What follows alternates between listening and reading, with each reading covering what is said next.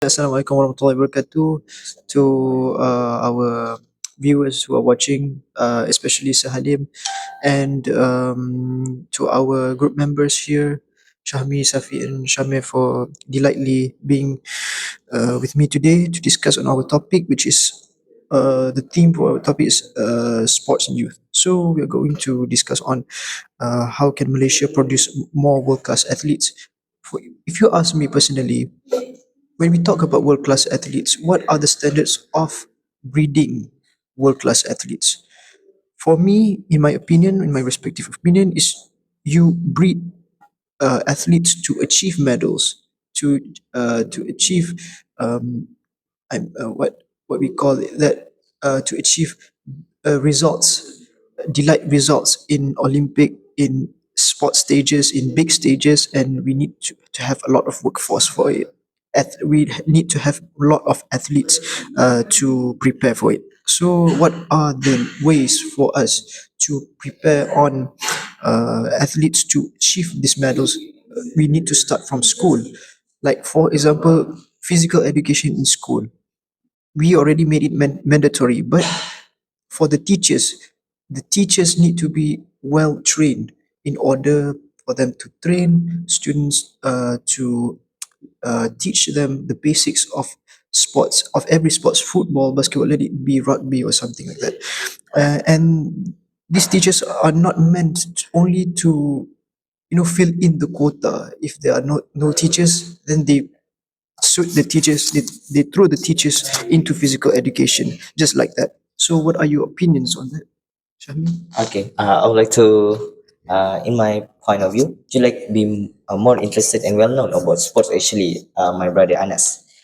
Uh, in my honest opinion, this will be a great because as we know, Malaysian have produced some of schools and academies to uh, to create one of the greatest player or athletes in some sports, maybe like uh, football, hockey, and the other sports that have been well known in the international era. So, in my point of view of what we have discussed about sports, so to produce more world class athletes, we should be enhance our, like you said before, about teachers and more like talented coach and more about sports essential.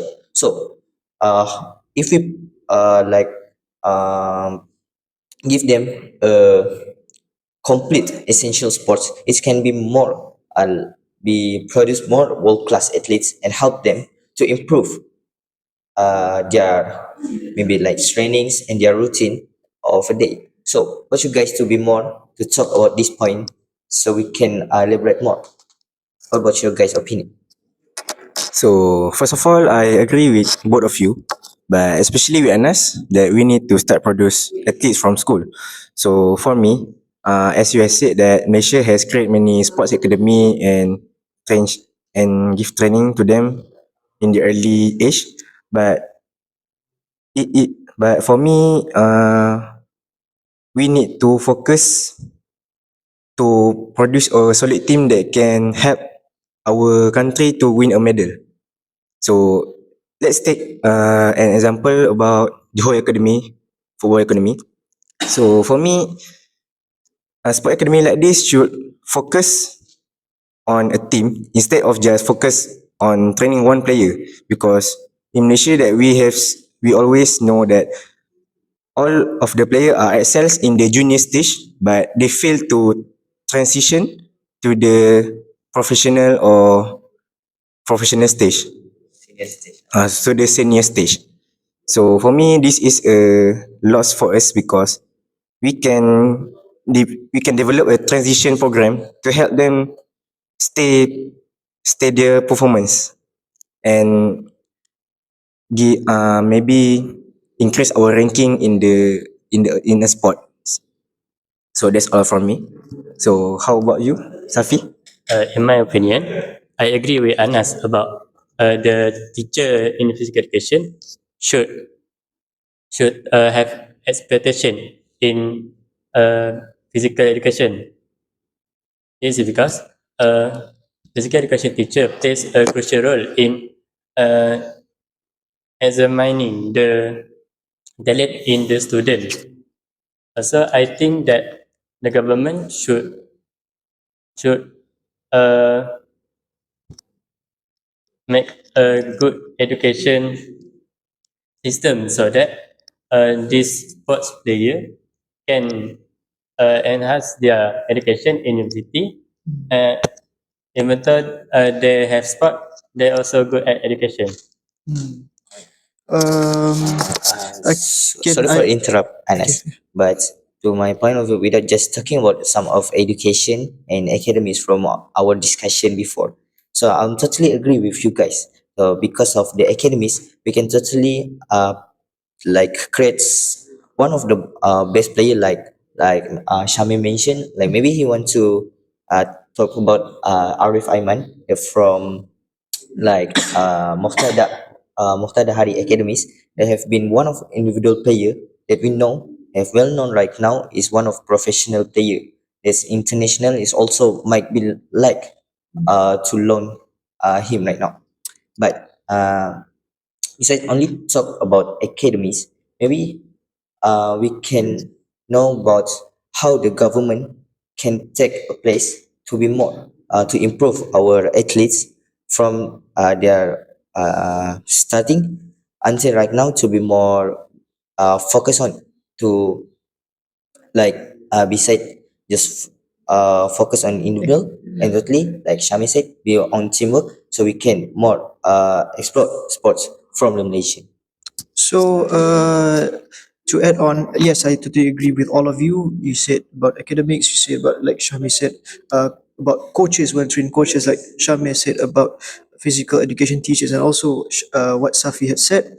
For me, um, yes, the government actually plays a very crucial role, uh, especially in investing a lot of their money on sport academies and sport facilities. Like if you can imagine, big countries like China, they have lots of sports facilities. There are stadiums, their football stadiums.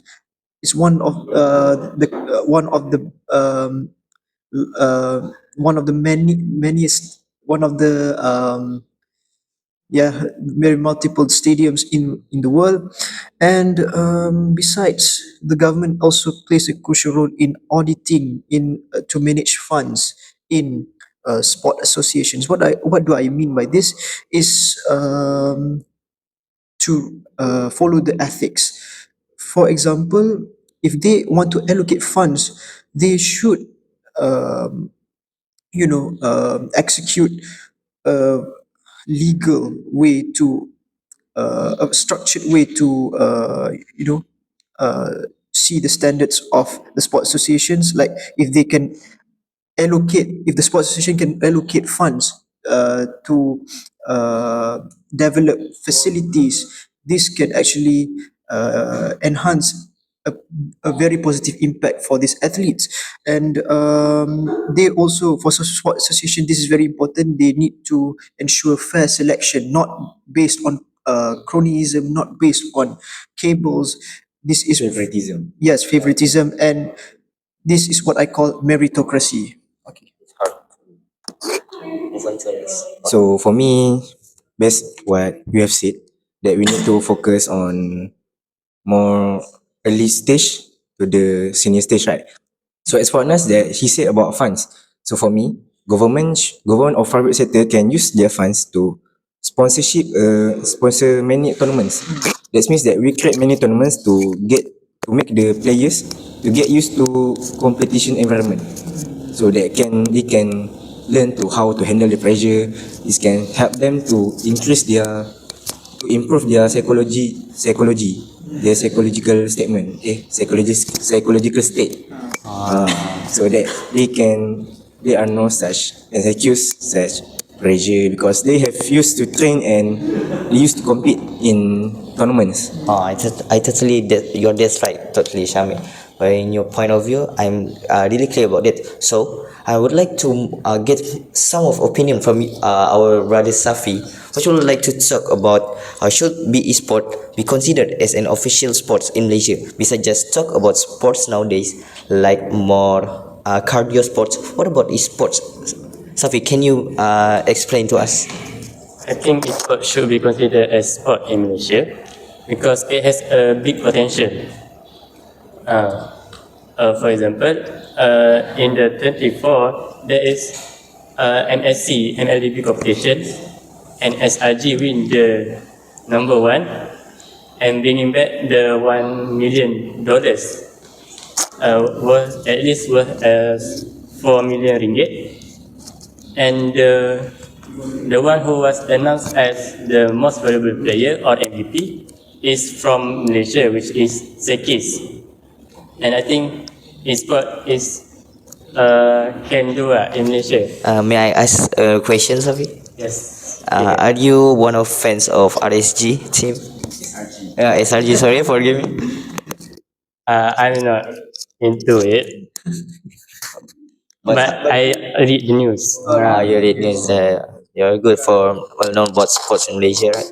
So you guys can more like explain some more about esports. Yeah, of course, Shami. I think that esports actually plays a very crucial role in, building a team of esports in Malaysia to bring the young generation, the talented generations of those who are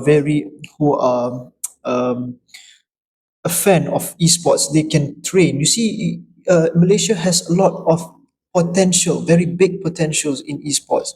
You see, like what our friend Safi has mentioned just now, SRG, they have bring back very lucrative amount of money from tournaments, and we have lots of potential teams like mainstream player like solos like that. So if I know there's some of people viewers out there would disagree, like see they will say that esports is not very healthy for it lacks physical energy. It is very not very healthy, but guess what, esports needs to be trained for them to play a lot of strategies. This is very mentally, it requires a lot of strategies and yeah, it requires strategy. You get what I'm trying to say? And then if they want to argue if this is not healthy in Malaysia, like our Minister of Youth and Sports, like Hana, you have stated that in Malaysia we will have a strategy plan which was called National Esport Strategy Plan, which to protect esport players, to for them to know their rights, for them to manage an events, to train these players. How about Maybe you can conclude all of our discussion, Sham. Okay. So for me that esports should be recognized as a official sport. This is because that we need to take advantage of the current because we need to take the advantage of this because for example for MLBB, we are the Southeast Asia is the big three country that is the most popular and the strongest country in MLB that we have Indonesia, Philippines, and Malaysia. These three are fighting against together to win a champion, to win the champion title. So for me, we need to take advantage of this and we can use this to create many more economic activities by attracting sponsorship from tech companies or gaming And companies. integrate with other international and national country. Yes. Alright, I think that's all from us.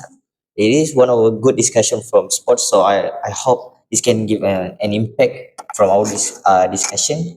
And I think we'll conclude all of it. And thank you for today. Thank you, our brothers. So that's all.